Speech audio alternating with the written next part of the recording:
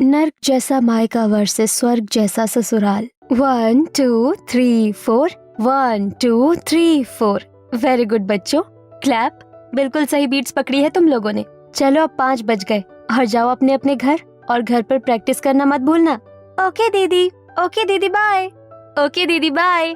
दरअसल रागिनी एक law student है और साथ में एक बहुत अच्छी डांसर भी। आज भी वो अपने घर पर बनी हुई डांस क्लास में बच्चों को सोलो डांस सिखा रही थी। तभी ईशा पीछे से ताली बजाते हुए, वाह दीदी, यू आर अमेजिंग। कैसे कर लेती हो आप इतना सब कुछ perfect. You are really inspiration. College में टॉप, घर के काम भी करती हो और डांस क्लासेस भी। मेरी बेटी है ही इतनी टैलेंटेड। ईशा, तू भी रागिनी से कुछ सीख ताकि तू भी हमारा नाम रोशन कर सके। हाँ ईशा बेटा, हम तो बस यही चाहते हैं कि मेरे दीदी जीजा जी की आत्मा तुम्हें देखकर खुश रहे कि उनकी ईशा को हमने कितने अच्छे संस्कार दिए हैं। जी मामा जी, जरूर। मैं रागिनी दीदी से ही सब सीखूंगी। अरे मम्मी पापा, क्या आप लोग भी? चलिए अब सब खाना खा लेते हैं, मुझे वैसे भी काफी भूख लग रही है। सभी लोग डाइनिंग टेबल पर बैठकर खाना खाते हैं। दरअसल ईशा विनोद जी की बहन की बेटी थी। एक एक्सीडेंट में विनोद जी की बहन और उनके पति की मृत्यु हो गई। इसके बाद ईशा विनोद जी के साथ ही रहती थी। अगले दिन, ईशा जल्दी चलो वरना कॉलेज के लिए लेट हो जाएंगे। मेरा लास्ट ईयर है, लेकिन तुम्हारा तो फर्स्ट ईयर है। हाँ दीदी, बस आ गई। चलिए चलो, आज तुम स्कूटी चलाओ। आखिर मेरे कॉलेज खत्म होने के बाद मेरी स्कूटी तुम्हें ही तो मिलने वाली है। हाँ दीदी, क्यों नहीं, जरूर। रागिनी और ईशा दोनों एक साथ स्कूटी पर बैठकर कॉलेज पहुंचती हैं, जहां ओए रागिनी, सुना तूने? अपने कॉलेज में फेयरवेल इवेंट होने वाला है और इस इवेंट में कपल डांस भी होंगे। हाँ यार, मतलब मजा ही आ जाएगा। मैं तो राहुल के साथ ही कपल डांस करूंगी। क्या तुम लोग भी एक कॉलेज इवेंट और डांस के लिए इतनी ज्यादा एक्साइटेड हो? हाँ हाँ, हमारी पढ़ाई की देवी को ये सब कहाँ समझ आएगा। चल, अब सभी फाइनल ईयर स्टूडेंट को ऑडिटोरियम में बुलाया है। अच्छा ओके ईशा, तो अपने लेक्चर्स अटेंड करने जाओ, मैं ऑडिटोरियम जा रही हूँ। रागिनी अपनी फ्रेंड्स के साथ कॉलेज की ऑडिटोरियम में जाती है, जहां तो स्टूडेंट, हर बार की तरह फाइनल ईयर स्टूडेंट की फेयरवेल में हम लोग कुछ स्पेशल करेंगे और इस बार हम सालसा परफॉर्म करेंगे। सभी अपने अपने कपल्स बना लेना। लेकिन सर, कपल्स तो बन जाएंगे, लेकिन हमें सिखाएगा कौन? बात तो सही है, आखिर सालसा सिखाएगा कौन? इतने शॉर्ट नोटिस पर कोई कोरियोग्राफर भी शायद नहीं मिलेगा। अरे हमारे पास एक प्रोफेशनल डांसर है तो सही, हमारी रागिनी। ये हमें कपल डांस सिखाएगी। चल चल पागल, मैं तो सोलो डांस सिखाती हूँ, वो भी बच्चों को। ये सालसा मेरे बस की बात नहीं है। अरे ऐसे कैसे तुम्हारे बस की बात नहीं है? तुम्हें इतना अच्छा डांस आता है, मुझे पता है तुम जरूर सिखा पाओगी। रागिनी रागिनी रागिनी रागिनी रागिनी रागिनी रागिनी रागिनी। सभी कॉलेज के स्टूडेंट्स रागिनी को डांस सिखाने के लिए फोर्स करते हैं और रागिनी, अच्छा ओके फाइन, मैं सभी को सालसा सिखाऊंगी, लेकिन मेक श्योर आप लोगों की कोई क्लास मिस ना हो। हम कॉलेज टाइम के बाद सालसा सीखेंगे। Done students, now let's go to the class. Ragini के कहने पर सभी अपनी क्लासेस में चले जाते हैं। क्लासेस खत्म होने के बाद, दीदी चलिए हम लोगों को घर चलना है। नहीं नहीं ईशा, एक काम करो, तुम स्कूटी लेकर घर चली जाओ और मैं डांस सिखाने के बाद आऊंगी। कैसा डांस दीदी? अरे वो हम लोगों की फेयरवेल वाले दिन सालसा होने वाला है, तो मैं सभी लोगों को सालसा सिखाने वाली हूँ। मामी को बता देना। हाँ हाँ ठीक है, मैं मम्मी को बता दूंगी। रागिनी के कहने पर ईशा स्कूटी स्टार्ट करके घर के लिए निकल जाती है। वहीं दूसरी तरफ रागिनी कॉलेज में सभी को सालसा सिखा रही होती है। कुछ दिन गुजरते हैं और एक दिन जब रागिनी कॉलेज में सालसा सिखाकर घर लौटती है, तब बेशरम लड़की, कहाँ थी तू? बहुत दिनों से देख रही हूँ कॉलेज टाइम पर जाती है, लेकिन आने का कोई ठिकाना नहीं है। तूने हमारी गर्दन शर्म से झुका दी। हम तुझे अपने घर की सबसे होनहार बेटी समझते थे, लेकिन पापा, ऐसा क्या किया है मैंने जो आप लोग इतना नाराज हो रहे हैं? कितनी बेशरम है तू बच्चलन, इतना सब कुछ करने के बाद भी तुझे शर्म नहीं आ रही? हमें नहीं पता था कि हमारी बेटी ने सारी शर्म उड़ाकर रख दी है। लेकिन कोई मुझे बताएगा कि आखिर मैंने किया क्या है? रागिनी के कहने पर शोभा जी कुछ तस्वीरें रागिनी को दिखाती हैं, जिन्हें देखकर, अरे माँ पापा, ये सालसा सिखाने की तस्वीरें हैं। मेरे कॉलेज में फेयरवेल की तैयारी चल रही है, जिसके लिए सालसा सभी को मैं ही सिखा रही हूँ। इसे सिखाना कहते हैं? देख जरा कितनी बेशर्मी से तू लड़कों के साथ चिपक चिपक कर फोटो खिंचवा रही है। लेकिन ये तस्वीरें तो मैंने खिंचवाई ही नहीं, ये आखिर आपको मिली कहाँ से? दीदी, वो दरअसल आज एक पोस्ट आया था और उसी में आपकी ये तस्वीर आई थी। देख रागिनी, काश ये सच हो, क्योंकि अगर ये तस्वीर किसी ने भी देख ली तो तेरे साथ साथ हमारी भी बदनामी होगी। हाँ, और कोई जरूरत नहीं है किसी को सालसा सिखाने की। ये लड़कों के साथ चिपकना तुम्हें शोभा नहीं देता। हाँ पापा, बस 4-5 दिन की क्लासेस थी, अब क्लासेस खत्म हो गई आज। ठीक है, अपने घर की डांस क्लास पर ध्यान देना और अपनी पढ़ाई पर फोकस करना। उस दिन तो रागिनी अपने माता पिता को अपनी सफाई दे देती है। 2 दिन ठीक ठाक गुजर जाते हैं और 2 दिन के बाद सुबह सुबह। अरे ओ बेशरम बेहया लड़की, कहाँ है तू? मैं तो समझता था कि तू हमारा गुरूर है, लेकिन तूने तो हमारा सिर शर्म से झुका दिया। अरे मामा जी, मामी जी, जरा टीवी में देखिए और मोबाइल में भी एक वीडियो वायरल हुई है और जिसमें दीदी किसी लड़के के साथ। हे भगवान, हम तो बर्बाद हो गए। हमारी लड़की ने हमें कहीं का नहीं छोड़ा। अब हम किसी को क्या मुंह दिखाएंगे? सभी लोग सुबह सुबह चिल्ला रहे होते हैं और रागिनी अपने कमरे से बाहर आती है। अरे आप लोग सुबह सुबह इतना शोर क्यों मचा रहे हैं? क्या हुआ? क्या हुआ है? बदतमीज, बदचलन लड़की, तूने हमारे मुंह पर कालिक पोत दी है और हमारी जिंदगी नरक बना दी है। मेरा तो आज से पड़ोस में बाहर निकलना ही बंद हो जाएगा। अभी देखना, पड़ोसी हमारे घर में आते ही होंगे। विनोद जी ऐसा कहते हैं तभी। अरे शोभा जी कहाँ है? आपने कहीं शर्म की वजह से खुदकुशी तो नहीं कर ली?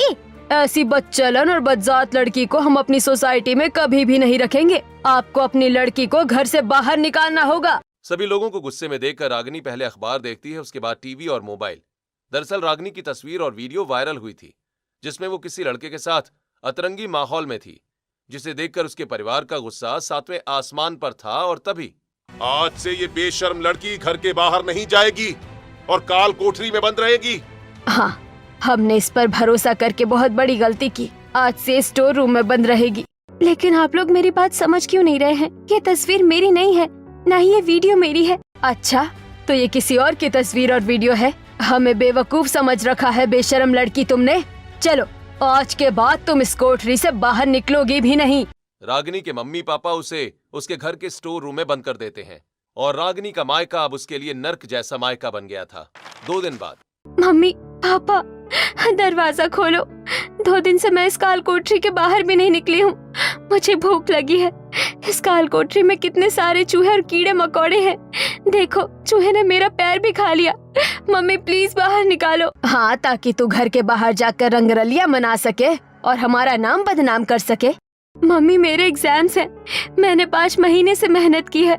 अगर एग्जाम नहीं दिए तो वो मेहनत भी बेकार जाएगी। ये नर्क जैसा मायका क्यों बना दिया है आपने? कॉलेज जाना तो दूर है, तू इस घर के बाहर भी कदम नहीं रखेगी। शोभा जी, इसे काल कोठरी के अंदर ही खाना दे दो। तुझे यकीन भी नहीं होगा कि आस पड़ोस के लोग हमारी कितनी बदनामी कर रहे हैं। भगवान, ऐसी बेटी होने से तो अच्छा था कि हमें बेटी ही नहीं देता। चलो, कम से कम हमारे पास ईशा तो है। ईशा, तुम हमारा नाम कभी भी ऐसे बदनाम मत करना बेटा। नहीं नहीं मम्मी जी, पापा जी, आप लोग तो मेरे लिए सब कुछ हो। मैं ऐसा कुछ नहीं करूँगी। लेकिन मम्मी पापा, आप मेरी बात तो सुनो। ये सब सच नहीं है। हमें पता है सच का। तू चुपचाप इसी काल कोठरी में पड़ी रह। तुझे 2 वक्त का खाना मिल जाएगा। रागिनी के मम्मी पापा उसे स्टोर रूम में बंद कर देते हैं और स्टोर रूम की लाइट्स भी बंद कर देते हैं। रागिनी को मुश्किल से 24 घंटे में 1 बार खाना मिलता है और स्टोर रूम के अंदर वो गर्मी से परेशान कीड़े मकोड़े, चूहा और मच्छरों के बीच रह रही होती है। हे भगवान, मेरे मम्मी पापा ने तो मेरा नाम लेना भी बंद कर दिया है। इस नरक जैसे मायके से अच्छा तो मुझे मौत आ जाए। रागिनी दिन रात काल कोठरी में खुद को कोसती है और 15 दिनों तक उसे बाहर न देखकर एक दिन, अरे शोभा बहन, तुम्हारी रागिनी दिखाई नहीं देती। कहाँ गई है वो? हाँ, उस वायरल वीडियो के बाद से हमने भी रागिनी को नहीं देखा। देखोगी कहाँ से? वो तो उसी लड़के के साथ भाग गई और हमारे मुंह पर कालिक लगा गई। राम राम राम, ऐसी बेटी भगवान किसी को ना दे। इससे अच्छी तो तुम्हारी है ननंद की बेटी ईशा है। देखो कैसे हर वक्त तुम्हारे साथ रहती है। हाँ, बस इसी बात की तसल्ली है कि कम से कम एक बेटी तो हमारे साथ है। हम अपनी ईशा को ही सारा लाड़ प्यार और दुलार देंगे। एक तरफ शोभा जी और विनोद जी ईशा को और ज्यादा प्यार करने लगते हैं, तो दूसरी तरफ रागिनी के साथ और ज्यादा सख्त हो चुके थे। 1 महीने तक रागिनी इस काल कोठरी में बंद रहती है। 1 महीने के बाद उसकी हालत देखकर, देखिए, इस वक्त इस बेशरम लड़की की जैसी हालत है, उसे देखकर लगता है कि ये ज्यादा दिनों तक जिंदा नहीं रह पाएगी। क्या मतलब है तुम्हारा? मैं सोचती हूँ कि है तो हमारी बेटी ही। इसकी मौत का पाप अपने सर पर लेने से अच्छा है इस कलंक को धो लिया जाए। हमें इसकी शादी कर देनी चाहिए। लेकिन इससे अब शादी करेगा कौन? मैंने सुना है कि आपके चाचा जी की पत्नी के कोई रिश्तेदार गांव में रहते हैं। उनका एक लड़का भी है जो 30 साल का हो गया है, लेकिन उसकी शादी नहीं हो रही है। क्यों ना हम उनसे बात करें? लेकिन तुम्हें ये सब किसने बताया? अरे वो मैं फोन पर चाची जी से बात कर रही थी, तभी उन्होंने बताया। लेकिन उनके परिवार पर तो उनकी बड़ी बहू के आत्महत्या करने का कलंक है। उनका बड़ा बेटा लव मैरिज करके लाया था और कुछ महीनों के बाद ही उनकी बड़ी बहू ने अपने ही घर में फांसी लगा ली थी। क्या कह रहे हैं आप? हाँ, और अपनी पत्नी के गम में उनके बड़े बेटे ने भी ट्रेन के नीचे कूदकर अपनी जान दे दी थी। लेकिन इन सब से हमें क्या लेना देना? हमें तो इस बेशरम लड़की से छुटकारा पाना है, वरना ईशा की शादी करना भी मुश्किल हो जाएगा और समाज में हमारी बदनामी होगी, वो अलग। लेकिन ये तो बिल्कुल हड्डियों का ढांचा बन गई है। क्या वो राजी होंगे इसके लिए? देखिए, आज के समय में लड़कियां वैसे भी नहीं मिल रही, तो मुझे लगता है कि बात बन जाएगी। विनोद जी शोभा जी की बात से सहमत होते हैं। उसी दिन गांव के लिए निकल जाते हैं। वहीं रागिनी भी स्टोर रूम की काल कोठरी से अपने माता पिता की बात सुनती है। हे भगवान, मेरे मम्मी पापा मेरे साथ इतना ज्यादा सख्त हो गए हैं कि उन्हें मेरे जिंदा रहने या मरने से कोई फर्क नहीं पड़ता। आखिर मेरी ऐसी क्या गलती है? किसने मेरे साथ ऐसा किया जिसकी वजह से मुझे ये नरक जैसा मायका मिला है? एक तरफ रागिनी अपने माता पिता के व्यवहार से दुखी है, तो वहीं दूसरी तरफ विनोद जी उस लड़के के घर मैनपुरी पहुंचते हैं। नमस्कार, आप लोगों ने शायद मुझे पहचाना नहीं। मैं टिंकू चाचा का भतीजा हूँ और अपनी बेटी के लिए आपके बेटे का रिश्ता लेकर आया हूँ। नमस्कार नमस्कार, आइए अंदर आइए। क्यारा, स्टडी रूम से अपने पिताजी और किशोर को बुलाकर लाओ। पापा, आपको बाहर बुलाया है, किशोर भैया के लिए रिश्ता आया है। क्या सच में हमारे किशोर के लिए रिश्ता आया है? हाँ पापा, वो आपको बाहर बुला रहे हैं। जा कियारा, अपने भाई को भी बुलाना। वो ऊपर बैल्कनी में बैठकर पौधों को पानी दे रहा है। ठीक है पापा, मैं अभी बुला लेती हूँ। सुरेश जी बाहर हॉल में विनोद जी से मिलने आते हैं। वहीं कियारा बैल्कनी में किशोर के पास जाती है। भैया, आपके लिए एक रिश्ता आया है। चलिए, पापा आपको बुला रहे हैं। फाइनली अब आपकी शादी होगी। क्या मेरे लिए रिश्ता? लेकिन बड़े भैया और भाभी के बाद तो हमारे घर में कोई भी रिश्ता करना ही नहीं चाहता। सच कह रही हो तुम कि कहीं तुम्हें सुनने में कोई गलती तो नहीं हुई? नहीं नहीं भैया, आप चलो भी, वो लोग आपको बुला रहे हैं। किशोर और कियारा सीढ़ियों से उतरते हुए हॉल में आते हैं, जहां विनोद जी सुरेश जी और गायत्री जी से बात कर रहे होते हैं। देखिए सुरेश जी, हम बस अपनी बेटी की शादी करना चाहते हैं। दरअसल एक बीमारी की वजह से हमारी बेटी शारीरिक रूप से थोड़ी कमजोर हो गई है, लेकिन आपके बेटे और हमारी बेटी की जोड़ी अच्छी लगेगी। विनोद जी, आपको हमारे परिवार का इतिहास तो पता है ना? हमारे बड़े बेटे के साथ जो कुछ हुआ। देखिए भाई साहब, जो होना होता है वो होकर ही रहता है। अब हम पुरानी बातों को याद करेंगे तो आगे कैसे बढ़ेंगे? अगर आपको मेरी बेटी पसंद है तो हम रिश्ता पक्का करते हैं। गायत्री जी को रागिनी की तस्वीर पसंद आ जाती है। वो अपने बेटे किशोर के लिए रागिनी के रिश्ते के लिए हाँ कह देती है। तभी देखिए, मेरी एक और विनती है। हम चाहते हैं कि शादी की सभी रस्में और शादी यहीं से हो, और हमारी तरफ से शादी में केवल मैं, मेरी पत्नी और मेरी भांजी ही रहेगी। हाँ, हम भी बहुत सारे लोगों को शादी में नहीं बुलाएंगे, क्योंकि हमारे बड़े बेटे और बहू के साथ जो हादसा हुआ उसके कलंक की वजह से लोग हमसे परहेज ही रखते हैं। हम अगले ही महीने इसकी शादी करवा देंगे। हाँ ठीक है, हम तैयारी करते हैं। रिश्ता पक्का करने के बाद विनोद जी घर आ जाते हैं। शोभा जी को रिश्ते की बात बताते हैं। काल कोठरी में से रागिनी सारी बातें सुन रही होती है। हे भगवान, इस नर्क जैसी मायके में जिंदगी क्या वैसे ही कम बोरी थी जो आप मुझे शादी करके ससुराल भेज दिया जाएगा। पता नहीं मेरी जिंदगी में और कितने दुख लिखे हैं। एक तरफ रागिनी अपनी शादी के बाद से परेशान हो रही होती है, तो वहीं दूसरी तरफ फाइनली मैं जैसा चाहती थी वैसा ही हो रहा है। अब बस कुछ दिन और। अरे ईशा बेटा, तू क्या सोच सोच कर मुस्कुरा रही है? अरे मम्मी जी, मैं तो बस ये सोच रही हूँ कि चलो रागिनी दीदी की जिंदगी अब थोड़ी बेहतर हो जाएगी। मुझे उनकी ये हालत देखी नहीं जाती। कितनी समझदार है ईशा बेटा। और एक हमारी वो बेशर्म लड़की जिसने हमारी नाक कटवा कर रख दी। जल्दी से जल्दी इसकी शादी की तैयारी करो। शादी का लहंगा तो इसके ससुराल वाले दे ही देंगे। ईशा, एक काम करना, तुम्हारे पास पीले और हरी ड्रेस है, वो निकाल देना। मैं इस बेशरम लड़की की शादी में एक पैसा खर्च नहीं करना चाहती। ये तुम्हारे ही पुराने कपड़े पहन लेगी। क्या कह रही हैं आप? मम्मी जी, लेकिन हमेशा से मैं ही रागिनी दीदी के पुराने कपड़े पहनती आई हूँ, क्या वो मेरे पुराने कपड़े पहनेंगी? हाँ, इस लड़की की यही औकात है। शोभा जी की बात सुनकर ईशा को काफी खुशी होती है। 1 महीना इसी तरह बीत जाता है और शादी से 2 दिन पहले आधी रात में शोभा जी काल कोठरी का दरवाजा खोलती हैं। चल बेशरम लड़की, अब हम तुझसे छुटकारा पा लेंगे। जल्दी से नहा धोकर आ और इस गाड़ी में बैठ जा। मम्मी पापा, मेरी क्या गलती है? आप लोग मेरा नाम तक नहीं लेते।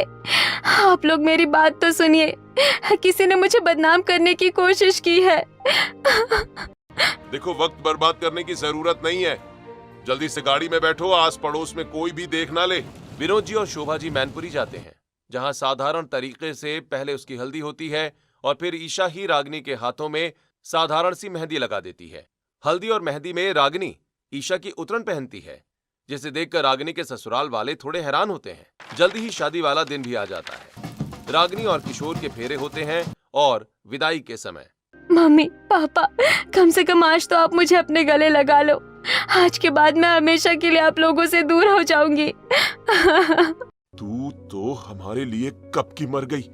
शोभा जी, इस बेशर्म लड़की से कह दो कि पलटकर हमारी तरफ कभी ना देखे। मम्मी पापा, कम से कम आज तो आप मेरा नाम ले लो।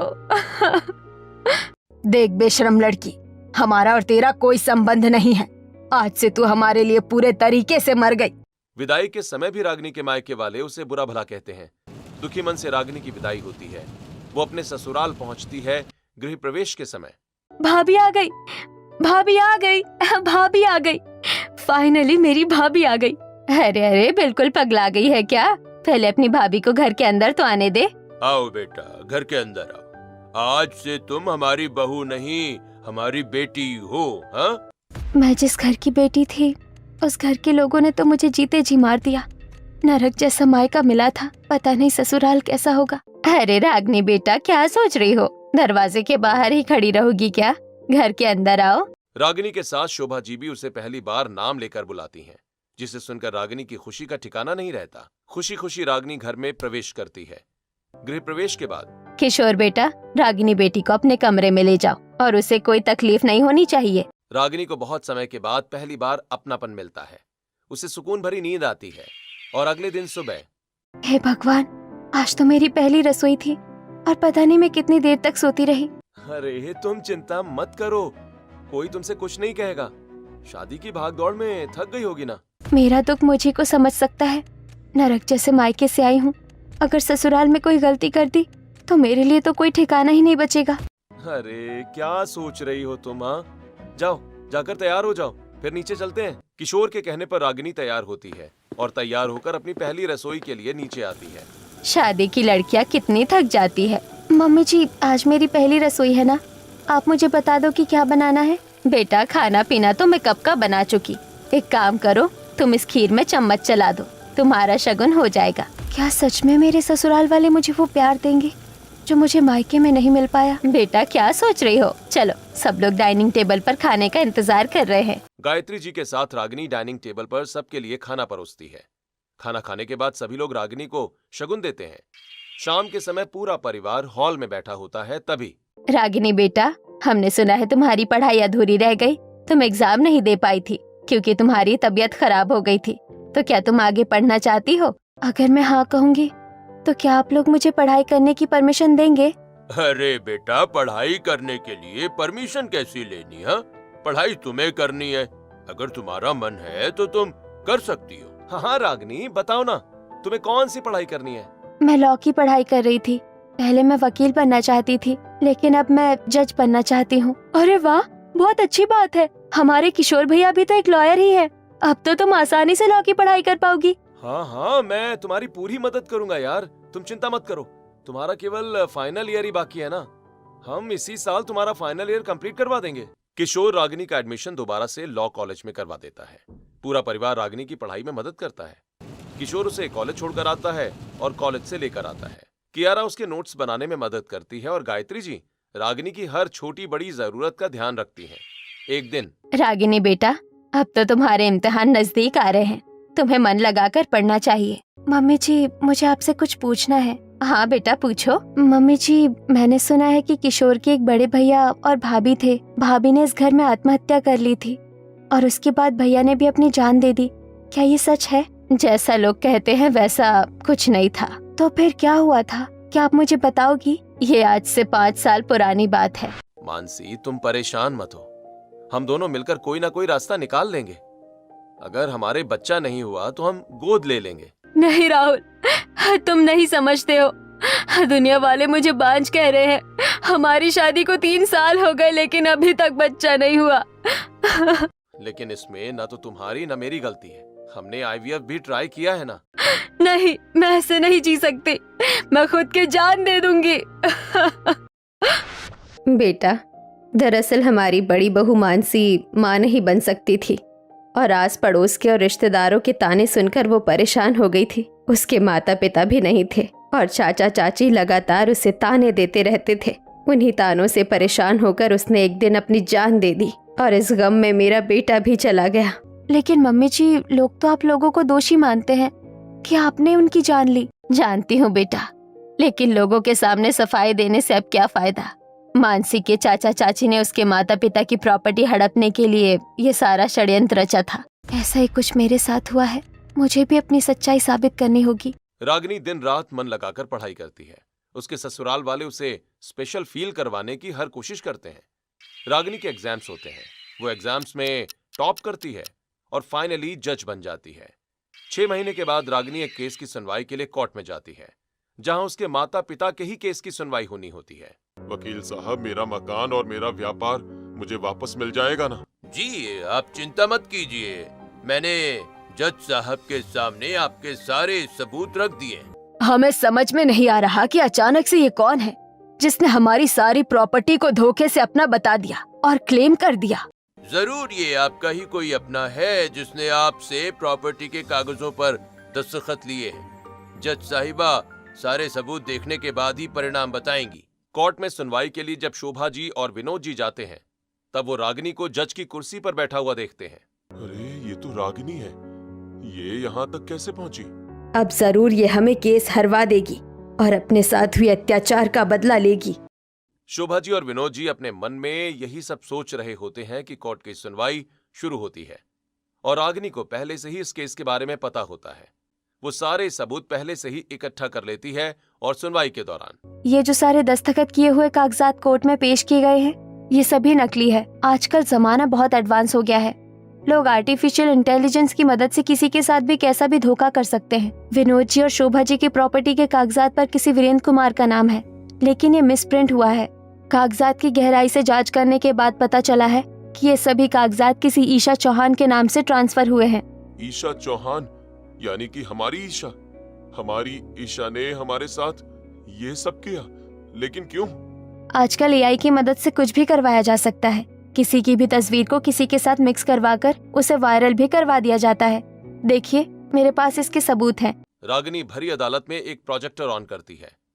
पहले वो अपनी वही साधारण तस्वीर दिखाती है जो उसके कॉलेज के समय में खींची गई थी। फिर AI वर्जन वाली वो तस्वीरें दिखाती है जिन्हें दिखाकर उसे बदनाम किया गया था।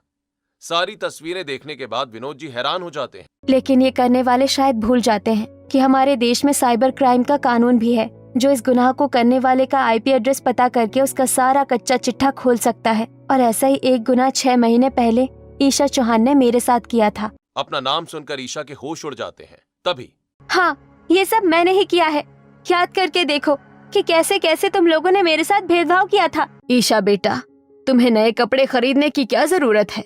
रागिनी अभी तो थोड़े समय पहले नए कपड़े लेकर आई थी, तुम वही कपड़े पहन लेना। मामा जी, मुझे लॉ की पढ़ाई नहीं करनी, मुझे इंजीनियरिंग करनी है।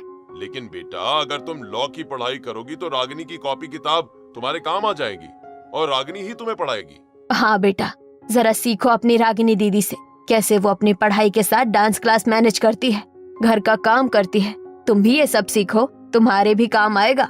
मैं थक गई थी दिन रात रागिनी रागिनी रागिनी का नाम सुनकर, और मरते समय मेरी माँ ने मुझे बताया था कि मामा जी ने नाना जी की सारी प्रॉपर्टी अपने नाम कर ली, तो मुझे वो बदला भी लेना था, इसीलिए मैंने ये सब किया।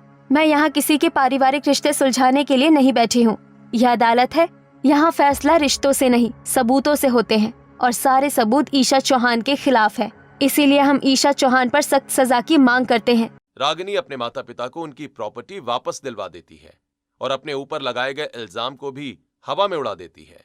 इसके बाद रागिनी के ससुराल वाले उसे गले लगाते हैं, अपने साथ घर लेकर जा रहे होते हैं। तभी कोर्ट के बाहर, हमें माफ कर दो रागिनी बेटा, हमसे बहुत बड़ी गलती हुई है। मुझे नरक जैसा मायका देने के लिए आपका शुक्रिया, और स्वर्ग जैसा ससुराल भी मुझे आप लोगों की बदौलत मिला, लेकिन आप लोग मेरे घर जरूर आइएगा। रागिनी ऐसा कहकर चली जाती है। तभी उसकी माँ, देखा आपने कैसे हमारी रागिनी इतनी घमंडी हो गई है, हमें अपने घर बुला रही है। हाँ सही कहा, लेकिन हमें एक बार घर होकर आना चाहिए। आखिर उसने हमें हमारा घर वापस दिलवाया है। विनोद जी और शोभा जी रागिनी के घर जाते हैं। वहां वो रागिनी को उसके परिवार के साथ हंसी मजाक करते हुए और प्यार से रहते हुए देखते हैं। ये सब देखकर उन्हें गहरी शर्मिंदगी महसूस होती है। तभी रागिनी, मैंने आप लोगों को तभी माफ कर दिया था, आप लोग मेरे माता पिता हैं, लेकिन मैं आप लोगों को दिखाना चाहती थी कि मेरे नरक जैसे मायके से निकलकर मैं अपने स्वर्ग जैसे ससुराल में कितनी खुश हूँ। आप लोग चिंता मत करिए, मैं तो खुश हूँ कि मुझे मेरा मायका भी वापस मिल गया। मेरे मम्मी पापा जो मेरा नाम तक नहीं लेते थे, अब मुझे प्यार से बेटा कहकर बुला रहे हैं। लेकिन अब मैं अपने मायके नहीं आना चाहती, मैं अपने स्वर्ग जैसे ससुराल में ही खुश हूँ। रागिनी अपने माता पिता को ऐसा कहकर विदा कर देती है और अपने स्वर्ग जैसे ससुराल में खुशी खुशी रहने लगती है।